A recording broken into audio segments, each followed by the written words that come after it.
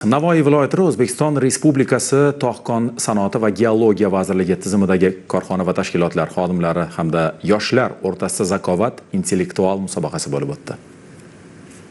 Musobaqada jami 21 ta korxona va tashkilotlardan 48 ta jamoa ishtirok etdi. Har bir jamoa o'z bilim va salohiyatini sinovdan o'tkazib, g'oliblik uchun kurash olib bordi. Tog‘-kon sanoati va geologiya vazirligi tizimida ishlaydigan 120 mingdan ortiq ishchilar faoliyat yuritadi. Bugungi kunda 30% dan oshiq qismi yoshlar tashkil qiladi. Barcha kombinatlarimizni bir joyga yig'ib, ular o'rtasida yaxshi muloqotni, do'stona munosabatlarni yo'lga qo'yuvchi bir platforma bo'lib bu zakovat xizmat qilmoqda.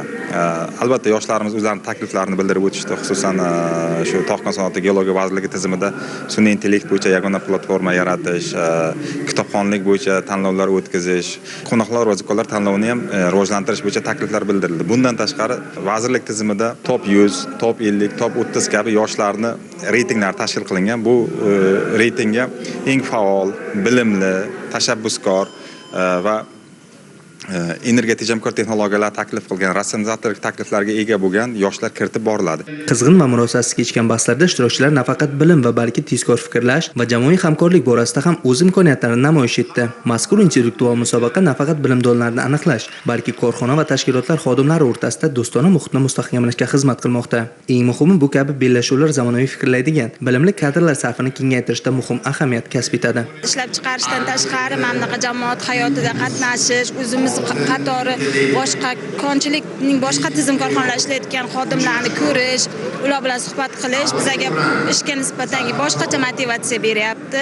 E'tiborlisi musobaqa yakunlariga ko'ra uchala faxrli o'rinni ham Navoiy kon-metallurgiya kombinati aksiyadorlik jamiyati jamoalariga nasib etdi. Xususan Shimoliy kon boshqarmasining Alfa jamoasi birinchi o'rinni egalladi. Markaziy kon boshqarmasi jamoasi ikkinchi o'rinni qo'lga kiritgan bo'lsa, Navoiy mashinasozlik zavodining Impuls jamoasi uchinchi o'ringa sazovor bo'ldi. Birinchi o'rinni qo'lga kiritdik. Barchamiz xursandmiz. Intellektual o'yinimizdagi natija hammasi o'z ustimizda ishlash, ko'proq ilm izlash, kitob o'qishga bo'lgan qiziqishimiz, birgalikda jamoa sifatida mashg'ulot o'tkazishimiz o'z samarasini berdi. Tadbir yakunida g'olib jamoalar tantanali ravishda taqdirlandi.